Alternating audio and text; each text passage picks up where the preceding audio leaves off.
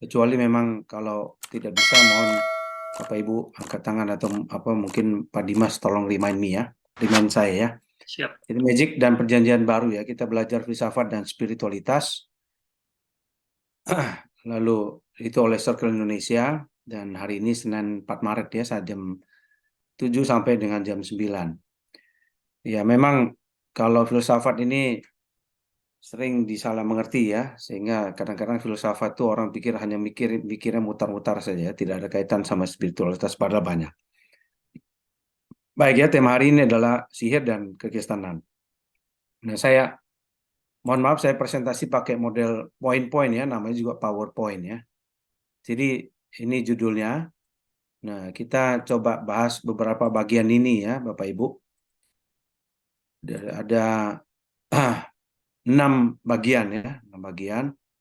Jadi latar belakang mengenai sihir ini, demikian juga asal-usulnya, lalu bagaimana orang mendefinisikan, memahami magic ya, supaya ada kerangka di situ. Dan mengapa magic itu bisa sangat berkembang pesat. Apakah sebenarnya magic itu sihir ya? Sihir, saya pakai bahasa Indonesia sihir ya. Sihir itu positif atau negatif sebetulnya ya? Lalu bagaimana Perjanjian Baru memahami sihir ini? Dan kita juga akan lihat konfrontasi antara kekristenan dan sihir.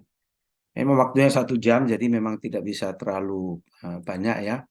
Jadi mohon nanti teman-teman, saya pakai teman-teman lah ya. Ini bukan mahasiswa saya juga. Apakah ada yang lebih baik dari saya dan lebih dulu juga dari saya. Jadi saya pikir pakai teman-teman saja ya, kita sama-sama belajar. Karena saya yakin saya juga pasti belajar banyak hal di sini. Oke ya, ini 6 topik yang mungkin kita akan bahas. Saya rasa kalau 10 menit itu 6 topik. Ya 60 menit 1 jam kurang lebih ya, seperti itu. Baik ya, kita lanjut ya. Kita lanjut. Ini, oke. Nah, ini Magic dan Perjanjian Baru ya, background, latar belakangnya dulu. Kita perlu tahu nih ya, sesuatu kalau tidak ada latar belakang, kita main bicara saja itu nanti ngawurnya banyak. Kita perlu tahu dulu latar belakangnya seperti apa, baru kita bisa bicara. Nah, ini poin pertama itu bukan dari Mars. Jadi saya ingin mengatakan begini ya, kekristenan itu bukan alien, bukan sesuatu yang dari Mars, terus tiba-tiba muncul di bumi. Bukan ya. Jadi kekristenan itu memang kalau digolongkan sebagai agama, maka agama Kristen itu bukan dari planet Mars, terasing dari siapa-siapa, punya kehidupan sendiri di sana, terus tiba-tiba muncul di bumi. Ya, seperti film-film sci-fi itu ya, jadi scientific fiction itu ya, science fiction itu, ya seolah-olah ada makhluk alien di luar tuh datang entah dengan bentuk apa yang aneh. Bukan. Jadi kekristenan itu bukan dari Mars. Dia bukan sesuatu yang independen, berdiri sendiri. Terus dia bukan sesuatu yang sifatnya itu adalah asing sekali di dunia ini. Tidak ya. Jadi yang kedua, nah ini ya. Karena dia bukan dari Mars ya, pasti dia berkaitan sama realita kehidupan di dunia. Yang kita kenal dengan namanya Greco-Roman. Jadi Greco-Roman ya. Greco-Roman itu apa? Ini sejarahnya cukup panjang, tapi saya persingkat saja ya, Bapak Ibu. Jadi Greco-Roman itu begini istilahnya. Ini istilah ini dipakai pada zaman Kekaisaran Romawi.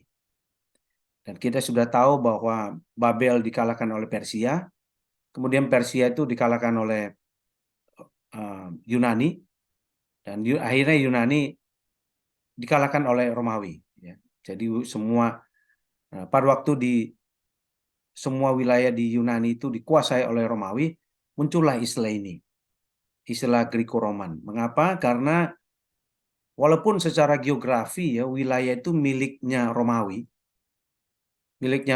tetapi sebetulnya secara budaya dan pemikiran itu sangat banyak dipengaruhi oleh namanya Yunani. Sebabnya kalau kita lihat di barat ya, itu ada hari Yunani, saudara ya.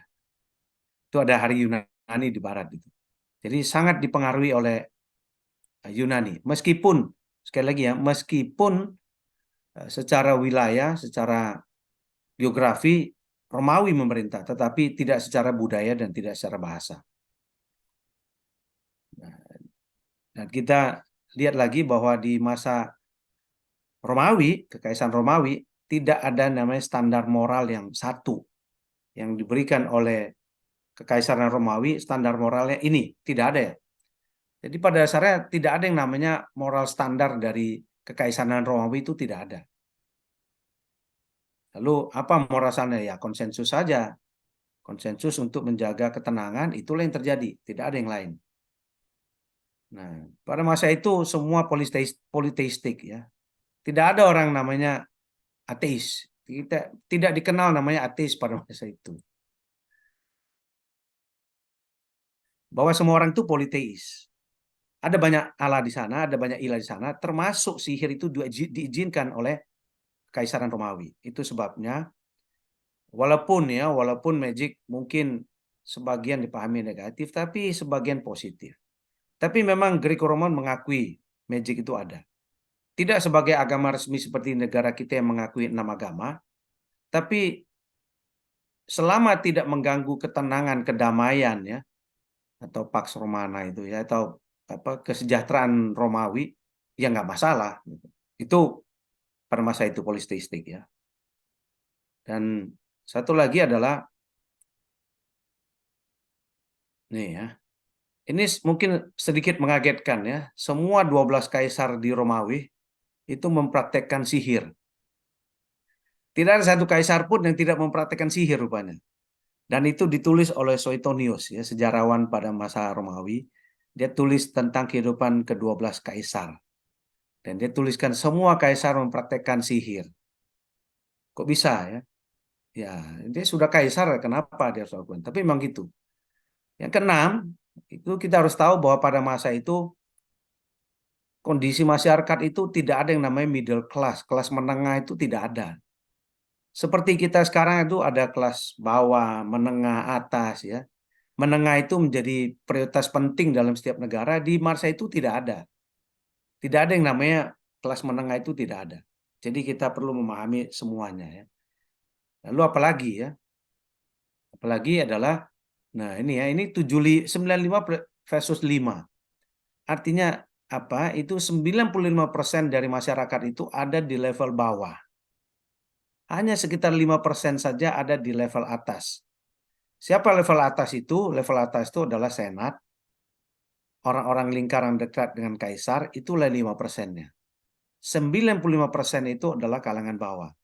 Dan 95% itu memakai bahasa Yunani sebagai bahasa pengantar sehari-hari.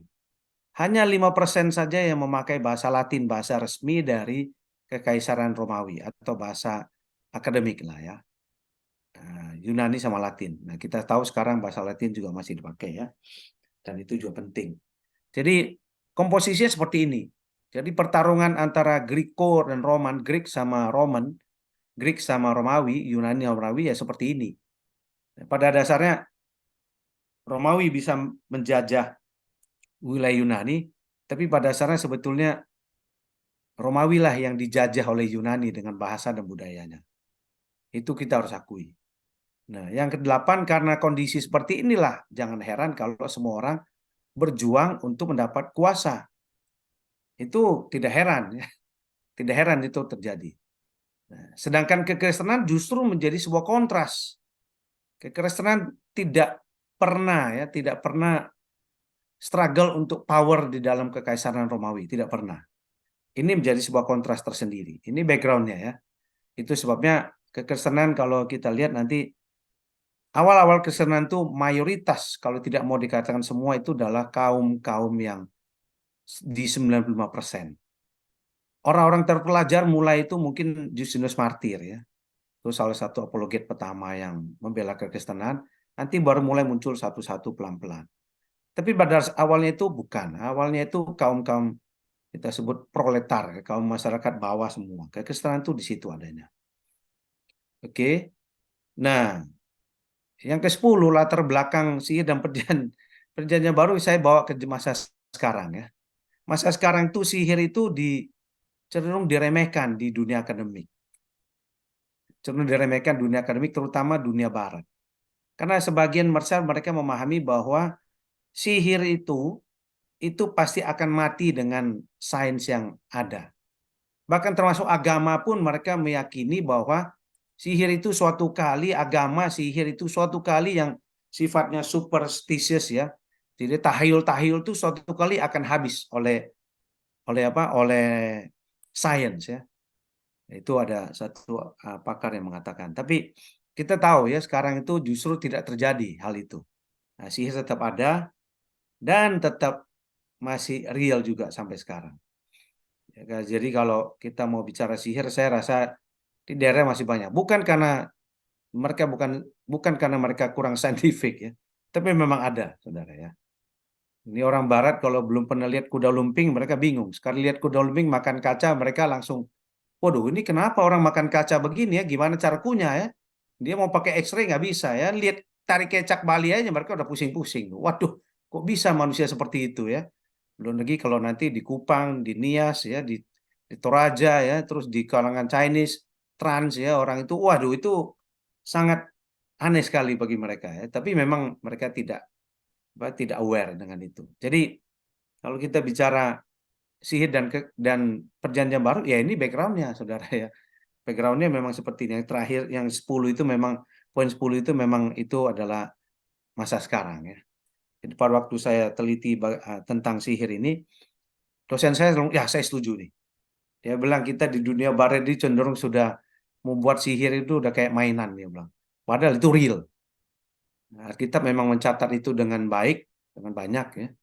Dan kita kalau mau jujur ya, yang 10 ini kita bisa breakdown lagi dengan baik.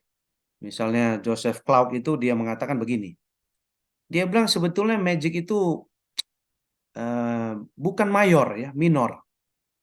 Nah, dia mengatakan bahwa Yahudi itu lebih mayor daripada magic. Dia alasannya apa? Alasannya karena uh, Yahudi itu bicara pengajaran. Padahal kalau kita mau jujur ya, di dalam perjanjian baru justru kisah magic, kisah tentang sihir itu, terutama kisah Rasul itu ada 5 dari 6 kata sihir yang muncul ya. Jadi terminologi konsep sihir yang muncul itu 5-nya ada di kisah Rasul, yaitu pada waktu Paulus memberitakan Injil sampai ke ujung bumi. Yang satu kali bukan. Justru Yahudi, pertentangan dengan orang Yahudi tidak terlalu banyak dicatat. Tidak ada episode atau perikop tersendiri yang membahas pertentangan dengan Yahudi. Tidak ada. Ya, kecuali mungkin di waktu waktu Petrus membaptis Cornelius ya, itu mungkin dipetam. Tapi tidak ada khusus pertentangannya dengan Yahudi yang secara spesifik. Kecuali waktu Paulus belum jadi Paulus, dia Saulus, itu ada. Tapi akhirnya kita tahu bahwa Yahudi juga habis ya. Agama Yahudi juga tidak bisa mengalahkan. Justru magic ini yang ada di mana-mana. Itu latar belakang. Ya. Kita perlu memahami dengan baik dan kita perlu juga melihat dengan baik. Jadi dengan latar belakang ini saya rasa kita bisa ready ya untuk masuk ke yang lain ya. Yaitu apa? Originnya, asal-usul dan juga definisinya ya. Asal-usul dari sihir itu memang dari Persia, Bapak Ibu ya sekalian. Dari Persia itu kalau saya ya karena saya memang meneliti bagian ini, kalau saya katakan ya, pernah nggak Bapak Ibu pikirkan siapa penyihir terbesar sepanjang sejarah? Nah, orang modern mulai berpikir David Copperfield ya itu bukan sihir, itu nipu orang ya saudara. Itu nipu orang ya. Tapi kalau kita mau jujur ya, penyihir terbesar sepanjang sejarah, kalau Bapak Ibu baca buku sihir sampai dengan abad keempat terus sampai sekarang, itu adalah Musa. Wah, kita mungkin kaget-kaget ya, kok bisa ya Musa penyihir pertama yang paling besar? Kenapa? Karena Musa lah yang sanggup mengalahkan sihirnya Firaun. Jadi kalau kita ingat lagi kisah Keluaran ya, itu nanti mujizat yang Musa lakukan itu 1 sampai ke 3 bisa juga dilakukan oleh ahli-ahli sihir dari Firaun. Dan Musa itu mengalahkan mereka sampai tulah ke-10. Dan bahkan kalau Bapak Ibu meneliti tentang buku sihir ya, Bapak Ibu akan menemukan bahwa ada namanya The Eight Book of Moses, buku ke-8 dari Musa.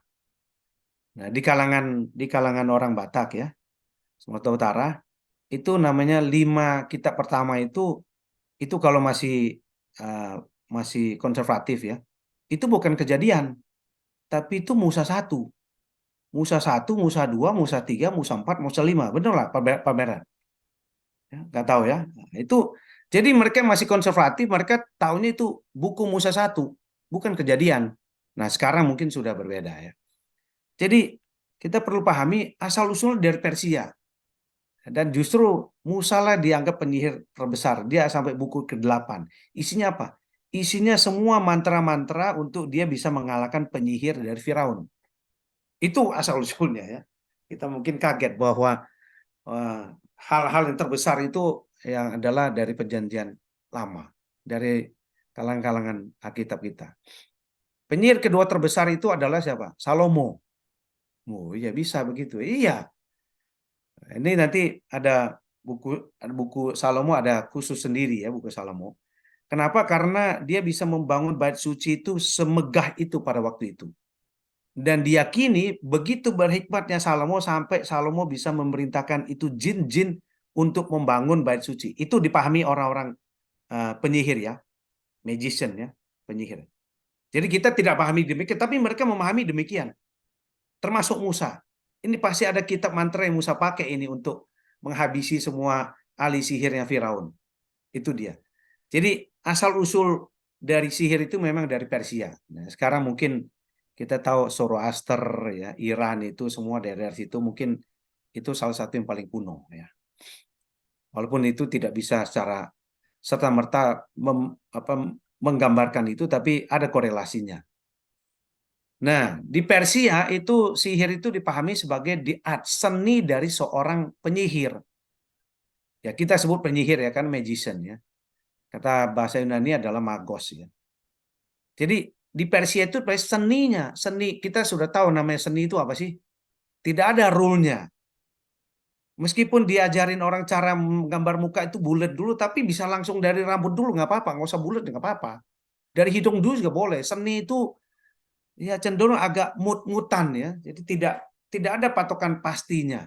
Seni dari seorang magician. Nah, bagaimana kalau di orang Yunani memahami eh, magic itu sihir itu seperti apa?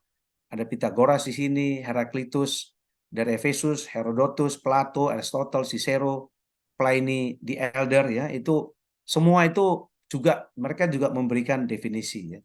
Tapi semua itu bisa rangkum begini ya.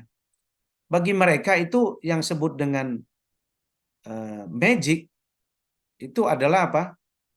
Magician, penyihir atau magic itu berkaitan sama imam-imam orang Persia yang sebetulnya punya afiliasi ya, punya keterkaitan ya dengan apa? Dengan dengan ritual-ritual pengorbanan di kalangan kerajaan. Ritual pengorbanan itu ada. Yang ketiga adalah, nah, mereka itu ahli dalam astrologi, ahli dalam eh, hal-hal yang bersifat ilahi di luar di atas sana, ya, bersifat roh-roh di sana, dan juga mereka bisa menafsirkan mimpi. Ya, kita ya, tentu ya, kalau kita lihat ini, kita mungkin akan dengan sains sekarang kita mungkin akan berpikir bahwa bukankah mimpi bisa diterjemahkan oleh psikologi? Ya betul ya. Mimpi juga bisa diterjemahkan oleh kedokteran. Tapi Alkitab mencatat ada satu mimpi yang hanya bisa diberitahu oleh seseorang, demikian juga diterjemahkan oleh seseorang, yaitu Daniel. Ya, mimpinya raja itu tidak dikasih tahu, tapi dia bisa kasih tahu. Kan tuanku raja memimpikan ini kan. Nah, itu artinya Daniel menerjemahkannya. Dan itu adalah pekerjaan Tuhan. Jadi, memang mimpi pada masa dulu mungkin mostly semuanya berkaitan dengan dunia spiritual. Tapi sekarang tidak semua. Tapi memang mimpi ada berkaitan sama spiritual. Jadi ini seperti ini ya. Jadi kalau kita bicara pengertian daripada magician sendiri ya seperti ini. Magic atau magician ya seperti ini. Ya. Namun demikian ya, kalau kita bicara definisi lengkapnya, Karena mendapatkan begini ya. Ini ada yang bilang si Mills ya, ini Mills ini bilang begini ya dalam bukunya Human Agents and Cosmic Powers. Itu adalah usaha untuk meletakkan kuasa ya atau energi, kekuatan yang ada di dalam apa? Di dalam kisah mitos dan mit itu saya lebih kepada mistis ya, dan juga ritual-ritual yang akan nanti akan memberikan manfaat. Jadi usaha untuk memanfaatkan energi yang ada ini di dalam apa? Di dalam eh, kisah-kisah mistis dan juga ritual-ritual ini supaya nanti bisa berfungsi. Nah, ini dia mendefinisikan seperti ini ya. Karena ini satu lagi ya. Ini Bates ya yang menulis ini The Greek Magical Papyri ya. Jadi PGM ya. Eh, itu PGM itu eh, Papyri Graciae Magiciae PGM ya. Jadi itu adalah papirus yang berisi mantra-mantra.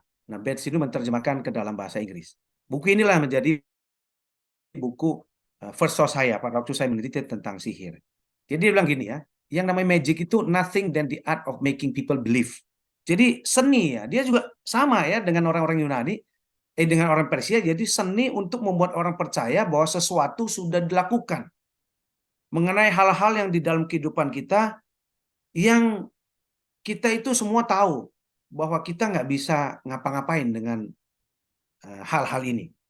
Jadi dia mau bilang begini, ada hal-hal di dalam kehidupan kita itu yang kita nggak bisa ngapa-ngapain, kita nggak bisa lakukan apa-apa, dan sihir itu adalah seni untuk membuat orang percaya bahwa sesuatu dilakukan, sesuatu itu bi- uh, bisa dilakukan ya, bisa dilakukan terhadap hal-hal yang kita tidak bisa lakukan apapun dalam kehidupan ini. Itu apa Bates ya, itu memang sangat mistis sekali definisi dia ini ya. Yang ketiga adalah ada lagi satu Diki ya. Oh, ini Diki lebih spesifik ya, dia langsung begini ya. Sebuah set of specific circumstances in which different form of religious practice came into conflict. Wah ini. Jadi si Diki ini langsung mengcounter ya. Dia membuat konfrontasi antara sihir dengan agama. Dia bilang gini ya. Ini adalah sebuah kondisi-kondisi spesifik, satu set kondisi yang tertentu yang mempunyai bentuk-bentuk yang berbeda dengan praktek agama yang nanti akan konflik dengan agama itu. Ini dia ngomong begini ya. Jadi kalau dilihat tuh masih sangat umum ya. Nah, saya coba karena itu saya coba buat definisi saya sendiri ya. Saya kok tidak melihat sebagai specific circumstances ya, tapi specific phenomenon. Jadi satu set fenomena yang berkorespondensi atau yang berkaitan dengan keberadaan ilahi ataupun kuasa-kuasa divinitas yang tujuannya itu adalah untuk apa? Fenomena itu kita lakukan berkaitan dengan keberadaan-keberadaan atau kuasa-kuasa yang yang di udara ini yang Efesus 6 itu yang tujuannya adalah untuk mengubah atau mengatur alam ini supaya alam ini mengikuti kehendaknya manusia. Nah, kita itu punya kehendak ya, punya interest, punya kepentingan. Lalu gimana caranya alam ini supaya mengikuti kepentingan saya? Nah, dipakailah ini magic sihir ini. Nah, ini saya ya. Jadi kalau kita sudah bisa sedikit punya gambaran, kompleks memang mendefinisikan sihir ya. Tapi ingat ya, sihir yang kita bahas dalam dekatkan dan perjanjian baru itu bukan tidak bisa diterapkan secara universal. Tapi dalam konteks pada masa itu tentu iya ya, karena memang itu bagiannya. Nah, kita butuh penelitian lebih lanjut yang lebih komprehensif mengenai sihir-sihir perkembangannya semua, ya, bagaimana kenapa bisa sampai dunia vampire ya itu semua seperti apa itu dunia apa itu ya saudara. Oke, baik ya. Nah, kita sekarang bahas bagian ketiga ya. Bagian ketiga ini begini. Mengapa sihir itu bisa keempat ya? Kenapa sihir itu bisa berkembang pesat? Pertama karena dia fill the gap. Nah, sihir itu fill the gap ya. Ini kalau sudah fill the gap begini nih, itu sangat familiar dengan dunia akademik ya. Sekarang itu dunia akademik itu bukan apa research question lagi ya, atau gapnya apa ya? Gap penelitiannya apa? Ini mirip ini saudara ya. Saya tidak mengatakan bahwa penelitian sekarang itu sihir ya, bukan ya. Tapi sihir itu bisa mengisi gap itu, gap antara agama dengan real life. Nah, sekarang saya coba berbagi ya. Real life itu pada masa itu dan pada masa sekarang apa? Sebenarnya pada dasarnya real life pada masa saat di era Greco-Roman itu sama kita sekarang itu kurang lebih sama. Penuh dengan kesukaran, penderitaan, ya, terus kesusahan, terus penuh dengan apa? Penuh dengan hal-hal yang rasanya tidak bisa jelaskan, tidak masuk akal ini. Ya, orang benar itu kok orang yang hidupnya lancar-lancar kok cepat mati. Orang penjahat itu kok lama matinya ya. Ini ini murid apa kadang-kadang saya ketemu mahasiswa-mahasiswa yang rasanya lambat itu bertahannya luar biasa ya, tapi yang cepat-cepat kok susah ya. Jadi hidup itu penuh dah, bukan berarti tidak ada manisnya, tentu ada. Tapi kita tahu tantangan kehidupan tuh makin hari itu makin berat. Makin hari itu makin sulit. Makin hari itu rasanya pekerjaan makin menumpuk ya. Tuntutannya makin mengerikan. Nah, sedangkan agama baik ya. Sedangkan agama itu diharapkan mampu menyelesaikan persoalan manusia ini. Saya pakai agama ya, karena pada masa itu ilah banyak. Jadi dewanya Romawi nanti disetarakan dengan dewanya Yunani. Zeus segala macam setara dengan Jupiter, semua itu Minerva segala macam. Saya tidak sebut itu, saya tidak bahas lagi itu ya. Jadi agama apapun itu selalu diharapkan bisa solve atau setidaknya bisa mengantisipasi. Kalau nggak bisa solve, dia bisa mengantisipasi masalah masalah-masalah yang dihadapi oleh manusia itu dalam kehidupan nyatanya. Nah, oke, sehingga pada waktu agama tidak sanggup lagi menyelesaikan atau membantu manusia menghadapi kesulitan-kesulitan hidupnya, disitulah sihir itu muncul. Ya, kita harus akui, saudara ya. Pada waktu kalau di kekristenan pada waktu gereja tidak lagi mampu mengantisipasi atau menghibur jemaatnya untuk persoalan mereka hadapi, larinya kemana? Ya orang pintar ya, bukan pendeta pintar ya, orang pintar itu banyak ya. Saya kadang-kadang pikir ini apa ini ya. Tapi memang kenyataan begitu ya, sihir itu akan menggantikan agama pada waktu agama tidak lagi sanggup atau dilihat tidak lagi mampu untuk menolong mereka yang beragama itu untuk keluar dari kesulitan mereka. Nah, disitulah nanti sihir itu mengambil peran agama. Jangan heran kalau sihir dan agama biasanya berperang. Ya, saling agama biasanya menyalahkan sihir, sihir mengatakan kalian agama tidak sanggup selesaikan, kita sihir mampu. Terus kalian mau bicara apa? Tidak mungkin. Ya. Itu yang terjadi ya. Nah, jangan heran kalau sihir itu nanti akan sangat berkembang di masa Kekaisaran Romawi. Siapa yang bisa menolong kehidupan sulit pada masa itu? Siapa yang bisa menolong keluar perbudakan? Agama sulit, saudara ya. Nanti eh, setelah saya ini nanti kita akan bahas betapa kalau kita bilang Kristen itu kontras ya, kontrasnya di mana? Nah, Kristen itu justru kontrasnya karena mereka memahami penderitaan itu bagian tak terpisahkan daripada kemuliaan. Itulah yang nanti disajikan mungkin minggu depan ya, seingat saya oleh Prof. Magnis Suseno ya, Prof. Magnis Romo Magnis ya. Saya kadang-kadang panggilnya bingung, mau Prof. Romo atau Romo Prof. Mau panggil Romo aja atau mau panggil Prof aja ya, sampai serba salah ya. Dua-duanya dia punya. Romo iya, Prof juga iya, saudara ya. Jadi kalau dalam dunia akademik harusnya kita panggil Prof. Tapi Prof dia juga sekaligus Romo sebagai gembala. Jadi mau gimana mau dipanggil ya? Ya kadang-kadang ya lebih terhormat memang tentulah Romo ya, karena bisa untuk semuanya. Jadi Romo Magnis nanti akan memisahkan tentang cinta, penderitaan, dan juga itu yang nanti kekristenan membedakan ya. Jadi pada dasarnya magic memang menawarkan hal-hal yang agama tidak mampu, saya mampu. Kita sihir mampu. Sini aja. Ya, kita tahu sekarang namanya orang meramal juga ada. Kita mau mengatakan itu eh, penipuan segala macam, tidak mudah juga. Banyak orang juga melihat bahwa itu banyak hal bisa terjadi beneran seperti yang di apakah ada dunia sihir belakang nanti kita perlu cari tahu lebih jauh. Baik ya, sampai di sini. Terus kita lanjut lagi.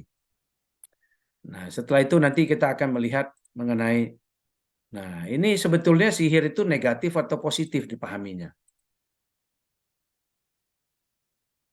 Nah, baik ya, kita lihat ya. Positif. Kenapa positif?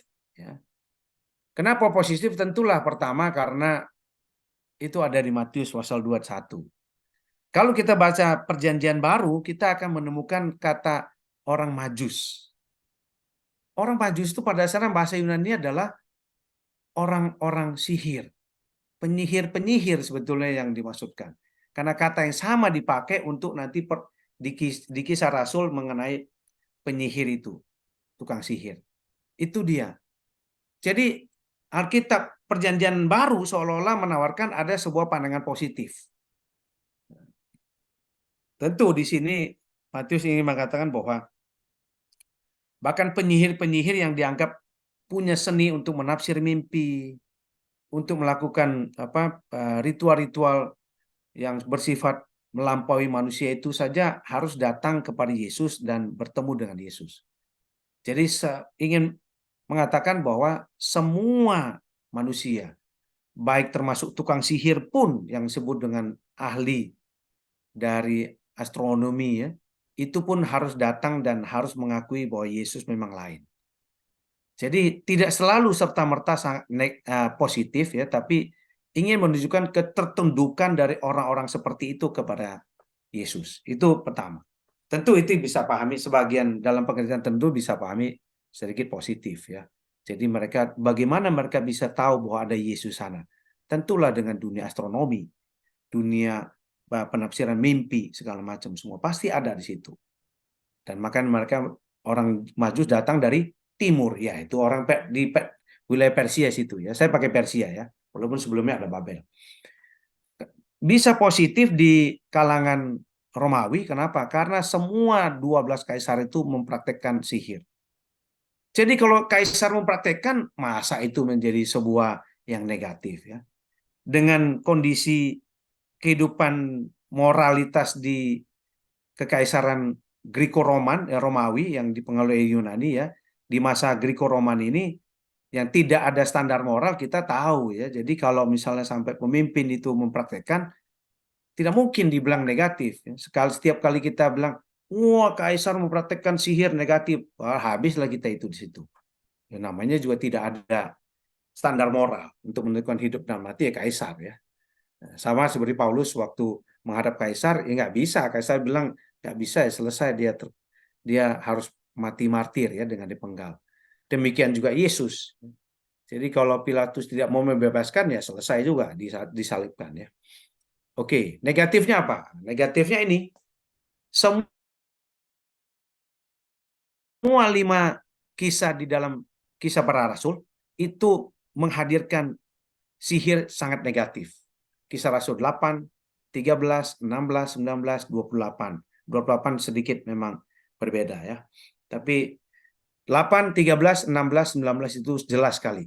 Kisah-kisahnya ada orang-orang ada nanti Lukas mencatat dengan sangat baik.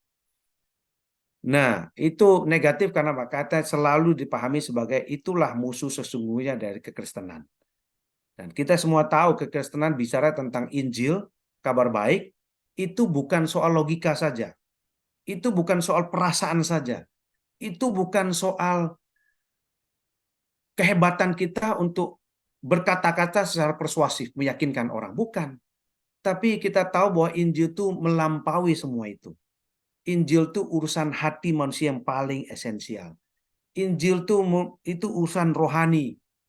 Kalau sampai seorang bisa percaya pada Kristus sebagai Tuhan Juru Selamat, itu urusan rohani. Kalau soal meyakinkan orang, waduh, saya rasa dengan kita meyakinkan pikiran orang saja, maka kita sudah bisa membuat orang itu Kristen. Kenyataannya kita tahu tidak. Jadi itulah musuh sesungguhnya dari kekristenan, karena dia melampaui dunia-dunia yang sifatnya itu adalah terlihat. Nah, itu dari mana? Itu dari 6 ayat 10 sampai 20 ya. Jadi kalau kita baca, saya tidak bacakan ya. Jadi Efesus 6, silakan Bapak Ibu yang ingin membaca lebih lanjut, silakan buka dari kitab suci Perjanjian Baru ya. Efesus pasal 6 ayat 10 sampai 20. Di situ ada penghulu di udara, roh-roh jahat. Paulus jelas sekali bilang apa? Karena musuh kita bukanlah darah dan daging, tapi penguasa, pemerintah, penghulu, roh-roh jahat di udara. Itu di udara itu apa itu? Itu real, Saudara ya. Dan kita juga tahu di dalam Kisah Rasul dicatat bahwa ada buku sihir seharga 50.000 perak itu dibakar. Itu besar sekali ya, 50.000 uang perak itu besar sekali. Nah, itu adalah musuh sesungguhnya dari kekristenan. Kenapa? Karena sihir ini akan membawa orang ya, menuntun orang keluar dari Tuhan. Itu nanti ada satu kisah di situ ya, kisah pasal 13 yang bicara tentang namanya Bar Yesus. Bar Yesus itu adalah anak Yesus ya, Saudara. Nanti di-compare dengan Yesus sesungguhnya. Itu kisahnya ada. Jadi kalau kita lihat negatif itu memang lebih banyak. Meskipun secara positif sebagian dari orang-orang di Romawi memang melihat itu positif, tapi pada dasarnya memang negatif. Ya, oke. Negatif. Ya, itu kalau kita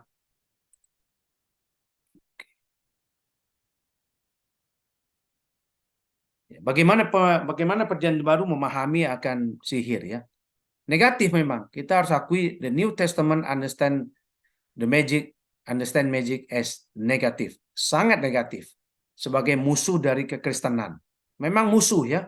Bukan berbeda, tapi memang musuh. Bukan cuma berbeda pendapat, tapi memang musuh. Memang harus dilawan ya, Saudara. Itu memang jelas itu. Perjanjian baru jelas sekali. Ya.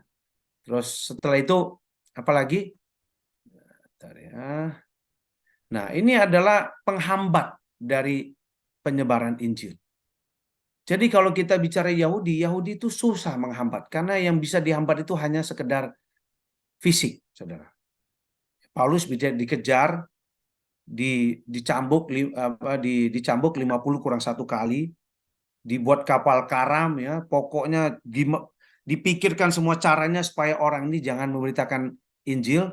Itu hanya hambatan dari fisik, tapi hambatan sesungguhnya itu justru dari sihir ini. Itulah penghambat sesungguhnya.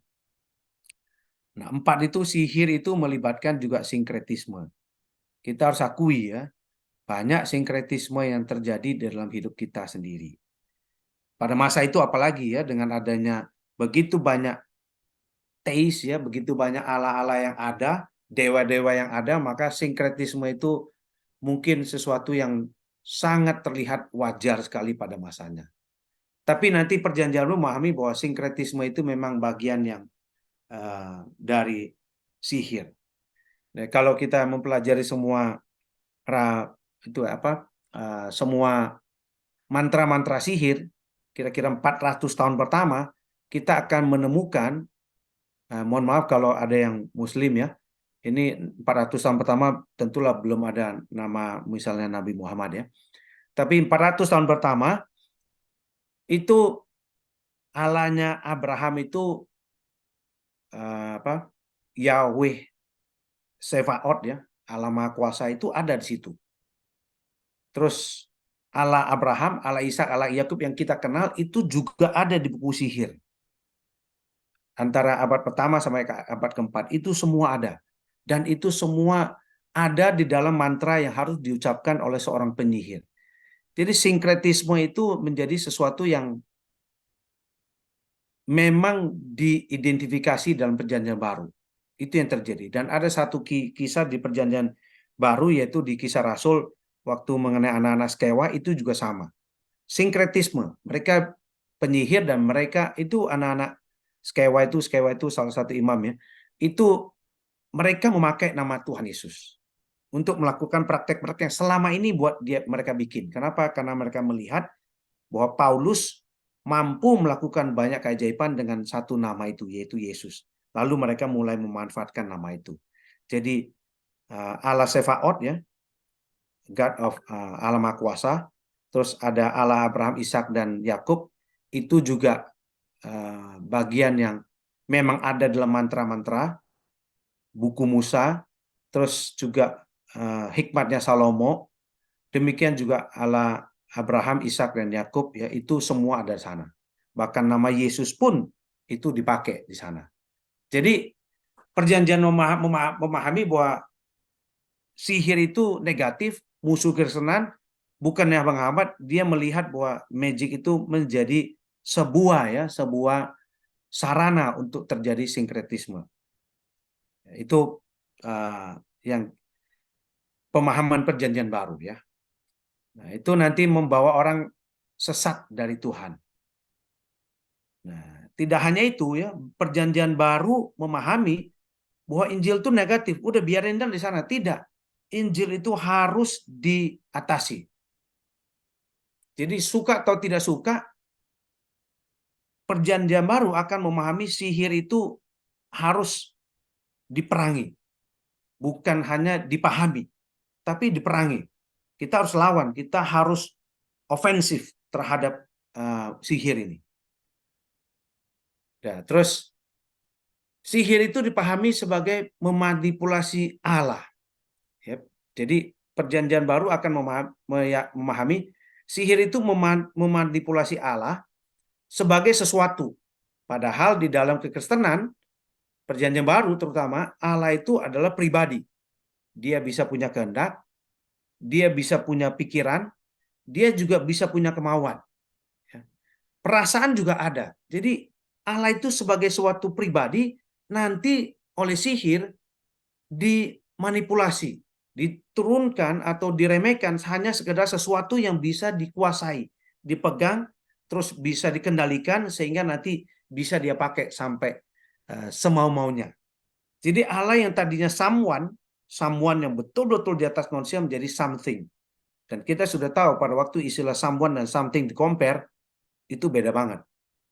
Satu adalah someone, punya kepribadian, satu something. Tidak mungkin something itu dibandingkan dengan someone. Someone selalu pasti lebih tinggi daripada something. Pasti itu. Nah, itu perjanjian baru ya. Nah, perjanjian baru juga memahami bahwa sihir itu fokus kepada manusianya daripada Allah. Karena kita tadi lihat fenomena semua itu adalah satu set fenomena yang nanti akan dipakai untuk apa? Untuk memanipulasi, untuk memanfaatkan semua kuasa-kuasa, kehebatan-kehebatan atau kekuatan-kekuatan di udara itu supaya bisa mengubah alam ini sesuai dengan kepentingannya si penyihir. Jangan heran, semua sihir itu selalu berfokus kepada diri manusia. Kenapa saya praktek sihir? Supaya saya mendapat, supaya saya. Kalau kita fokus pada Allah, di dalam kegiatan fokus pada Allah, maka mengapa kamu menyembah Tuhan? Karena Tuhan sudah, karena Tuhan sudah, karena Tuhan sudah. Jadi kalau kita fokus pada Allah, kita tidak lagi memperlakukan Allah sebagai something, tapi sebagai someone, orang yang berkuasa atas kita. Itulah nanti perjanjian baru memahaminya sangat berbeda antara sihir dengan iman Kristen di perjanjian baru ya terutama. Jadi jelas sekali bahwa 8 pemahaman inilah yang ada di dalam perjanjian baru. Tidak hanya pemahaman bahwa sihir seperti apa, tetapi perhatikan ya, sihir yang bersifat aktif ya, yaitu menelit orang supaya keluar dari Tuhan. Yang kedua, karena sihir itu aktif, maka sihir itu harus diatasi. Itu harus diperangi dan harus dimenangkan. Harus itu. Jadi bukan sebuah opsi kalau kita bicara kekristenan ketemu dan sihir. Kalau kita berkonfrontasi dengan sihir, ya udahlah biarinlah saya jalan saya ini, saya jalan dia itu biar nggak ada. Di Perjanjian Baru tidak memain seperti itu. Ya, sehingga kalau kita bicara bagaimana caranya supaya spiritualitas kita itu betul-betul bisa semakin hari semakin dewasa, semakin matang, semakin memahami Allah yang ada di atas segala-galanya, ya tidak ada yang lain. Semua prinsip-prinsip sihir yang sifatnya manipulatif, yang sifatnya fokus pada manusia, yang sifatnya justru membawa manusia jauh daripada Allah, itu harus diatasi. Tidak ada yang tidak bisa tidak, saudara ya. Oke, kita lanjut ya. Nah, konfrontasinya seperti apa?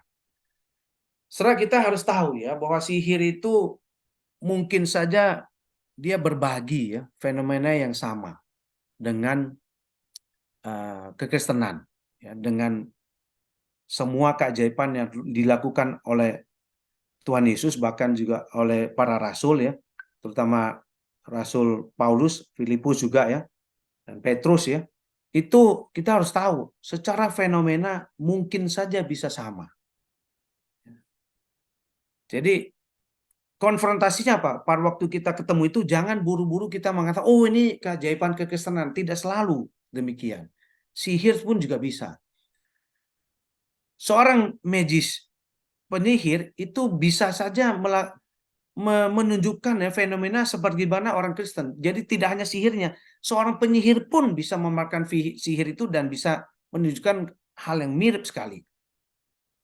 Itu sebabnya pada waktu konfrontasi antara sihir dengan kekristenan, itu sihir itu harus disingkapkan. Artinya orang bilang di apa dia? Dikuliti. Di bawah kulit ada lemak, di bawah lemak ada otot, ada ini. Kuliti sampai disingkapkan sampai kepada esensinya, yaitu esensi yang melampaui apa yang terlihat oleh mata ataupun apa yang dapat dijelaskan oleh sains. Jadi pada waktu konfrontasi ya, maka sihir itu harus disingkapkan, harus dibukakan apa hakikatnya itu. Hakikatnya yang melampaui mata yang terlihat, yang apa yang dilihat oleh mata ataupun apa yang dapat dijelaskan oleh sains. Itu harus ya. Nah, yang keempat ya, sihir itu ada di mana-mana di dalam dunia ini. Kalau orang Yahudi mungkin sekarang di luar sana. Ya, pengajaran juga mungkin tanda kutip ya. Apakah betul-betul sangat berpengaruh pada kita? Tapi kalau sihir tidak. Sihir itu ada dimanapun di dunia ini. Itu sebabnya, dan sihir itu sifatnya memang aktif, itu sebabnya konfrontasi, peperangan, hadap-hadapan itu akan selalu terjadi pada waktu kita bicara memberitakan kabar baik dalam konteks perjanjian baru. Kalau kita mau menghadirkan agama yang benar, jangan heran kalau nanti kita akan selalu berhadapan dengan dunia-dunia seperti ini. Apalagi terutama wilayah-wilayah yang memang belum pernah mendengar Injil, kita akan sangat banyak berhadapan dengan hal-hal seperti ini. Ya, seingat saya ada istilah-istilah tertentu di tiap daerah ya mengenai sihir yang seperti ini sebenarnya. Bukan sihir yang trik kartu ya, bukan ya Bapak, itu bukan. Itu bisa diajarkan sihir ini. Sihir yang ini nggak bisa. Oke ya. Oke, nah ini sudah. Nah, ini ya. Jadi yang keenam ya. Jadi kalau kita bicara konfrontasi, kita harus tahu ya. Sihir itu tidak bisa dimenangkan dengan argumentasi pikiran saja. Jadi sihir itu, sekali lagi ya, sihir itu tidak bisa dimenangkan dengan argumentasi apologetik saja. Oke. Sihir itu tidak bisa. Sihir itu harus diapain sihir ini? Ya, sihir itu harus dikalahkan. Dan satu-satunya kuasa yang bisa mengalahkan adalah kuasa Roh Kudus. Nanti di kisah Simon ya, yang sering sekali dipahami sebagai bapaknya Gnostik ya. Jadi kalangan kekristenan mungkin cukup tahu apa yang namanya Gnostik. Ya, itu sekarang kita itu sekarang tuh kenal yang namanya Gnostik ya. Apa ya? Orang-orang istilah-istilah yang ya soal Tuhan kita belum tidak tahu lah ya. Agnostik mungkin ya. Nah, itu kaum Gnostik itu pertama itu jelas sekali ya. Ini sihir dari waktu konfrontasi ya kita perlu pahami bahwa hanya kuasa dari Allah saja yang bisa mengalahkan sihir. Tidak mungkin kuasa-kuasa yang lain. Dan kalau kita lihat dalam perjanjian baru, semua sihir itu bisa dikalahkan pada waktu kuasa dari Injil itu diberitakan. Pada waktu Injil diberitakan, disitulah kuasanya itu akan mengalahkan sihir. Tidak bisa dengan mantra yang lain. Tidak bisa dengan memanfaatkan nama-nama Tuhan. Di dalam Kisah Rasul kalau kita baca nanti anak-anak Skewa dibilang dalam nama Yesus yang beritakan oleh Paulus, aku begini begini begitu. Langsung nanti setannya jawab, Yesus saya kenal, Paulus saya kenal, tapi kamu saya tidak kenal. Dan mereka dirasuk oleh setan tuh sampai lari tunggang langgang, kabur semua. Habis dikerjain sama setan tuh. Nah, itu yang saya ingin katakan ya. Mungkin kita kalau kita kau besar kita tidak banyak melihat ya kuasa seperti itu. Meskipun sebetulnya ada ya. Jadi kalau kita bisa konfrontasi, kita harus selalu ingat hanya kuasa dari Allah. Kuasa Roh Kudus itulah yang sanggup untuk mengalahkan sihir. Yang terakhir, konfrontasi dengan magic itu kita perlu aware ya dengan bentuk baru dari magic di dalam hidup kita. Yang hari ini ya, itu pada dasarnya sama secara prinsipnya, secara esensi dengan magic dalam perjanjian baru. Memang lebih halus, Bapak Ibu sekalian ya. Magic sekarang tuh jauh lebih halus, tidak sekasar dulu. Tidak pakai mantra-mantra, tapi di kalangan orang Tionghoa masih pakai ya, Bapak Ibu ya. Di kalangan kita saya orang Tionghoa itu masih pakai namanya orang bisa trans ya. Kalau kita kalau bicara konfrontasi magic ya, kita harus langsung konfrontasi aja. Kita hadap-hadapan aja dengan magic. Kita singkapkan kuasanya, lalu kita kalahkan itu adalah sebuah keniscayaan, sebuah keharusan. Pada waktu kita di kalangan Kristen ya, pada waktu orang Kristen mengabarkan kabar baik itu, kita memang harus mengalahkan magic. Dan kita harus tahu ya bahwa iman kita dalam Tuhan itu sudah membuat kita itu menang atas magic. Jadi tidak lagi mungkin magic itu bisa menang atas kekristenan, ya, atas iman kepada Tuhan Yesus, tidak mungkin. Ya, magic itu hanya bisa dikalahkan oleh kuasa Tuhan. Dan kita yang dalam Tuhan, kita sudah pasti bisa mengalahkan magic, sihir itu ya. Oke ya, saya coba berbagi satu ini ya.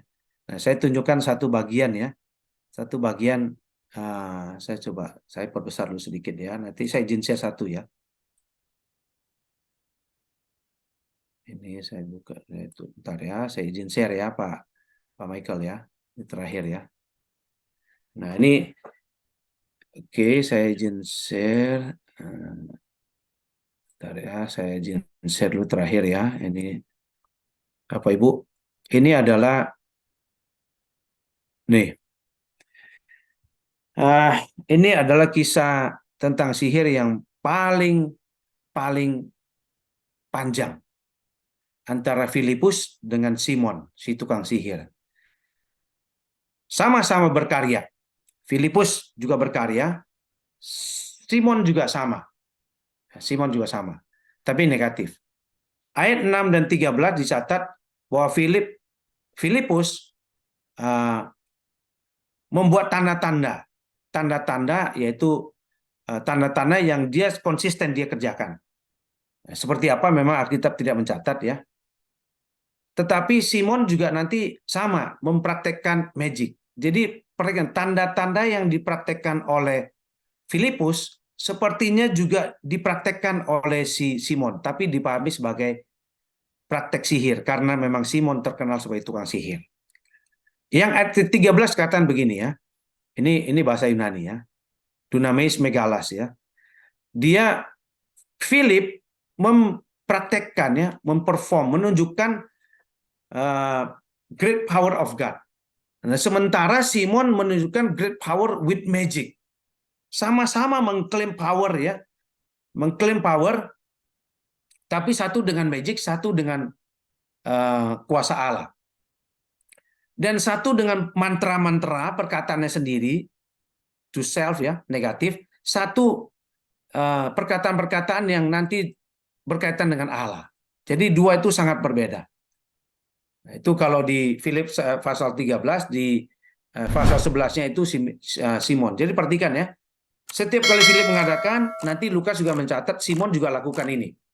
Setiap kali nanti Philip ayat 13 ayat 11 Simon melakukan sihir, nanti dicatat Philip juga sama, tapi satu dengan diri sendiri, satu meninggikan Allah. Nah, nanti ayat kelima dicatat lagi tentang Philip, ya. Philip yang memberitakan Kristus. Nah, dan Simon apa? Simon mengatakan tentang hal-hal yang hebat pada dirinya sendiri. Sama ya, satu pemberitaan, satu klaim, sama-sama buat klaim, tapi satu klaim kepada Kristus, satu klaim kepada kebesaran diri sendiri. Nah, terus lalu yang keenam ini kelihatan sekali di bahasa Yunani ya. Jadi legomenois ya, legomenois sama legontes. Jadi perhatikan ya, kalau perkataan-perkataan Philip itu adalah tentang Kristus, maka perkataan-perkataan Simon itu tentang apa? Tentang klaim kepada dirinya sendiri, bahwa dia adalah the great power of God. Perhatikan ya. Perhatikan bahwa the great power itu bukan milik Allah, tetapi miliknya si Simon. Itulah klaim-klaim yang dikerjakan oleh Simon. Dan kalau kita lihat komparasi antara catatan oleh Lukas ya, antara Simon dengan Philip, ada kata-kata yang sangat mirip ya. Jadi ada kata-kata dalam bahasa Yunani itu sangat mirip sekali. Tanda-tanda ya, praktek magic ya, terus pemberitaan, perkataan-perkataan, terus sambil mengatakan, ini juga sambil mengatakan. Jadi selalu ada hal-hal yang mirip yang Lukas tuh coba compare antara si Philip dengan si Simon. Pada akhirnya kita tahu kisah ini ditutup dengan Simon yang akhirnya kalah dan Simon yang ingin mendapatkan kuasa Roh Kudus dengan membayar. Dan akhirnya Simon itulah yang akhirnya tanda kutip ditegur, bahkan sangat tanda kutip ya, setengah dikutuk oleh Petrus. Enyalah engkau dengan uangmu, karena engkau berpikir bahwa Allah dapat dibeli dengan uang. Dan akhirnya setelah itu terjadi, di dalam kisah antara Simon dan Filipus itu nanti terjadi akhirnya apa? Akhirnya dicatat bahwa apa? Bahwa Injil akhirnya bisa disebarkan di Samaria. Nah, demikian juga nanti di anak-anak Skewa di Elimas ya, Bar Yesus itu juga sama. Setelah Bar Yesus diusir, setan itu diusir ya, sihir itu dikeluarkan, lalu Injil itu bisa diberitakan sampai kepada para satu petinggi itu dan mereka percaya. Jadi itu presentasi dari saya ya. Nah, saya berharap ini sudah cukup, sudah lebih dari 1 jam nih. Semoga seperti itu. Jadi teman-teman ada yang mau komentar, mau kasih pendapat, ya bertanya juga boleh, membagikan pengalaman-pengalaman tentang sihir juga. Monggo, silakan. Saya serahkan waktunya ke Pak ke panitia ya. Silakan Pak.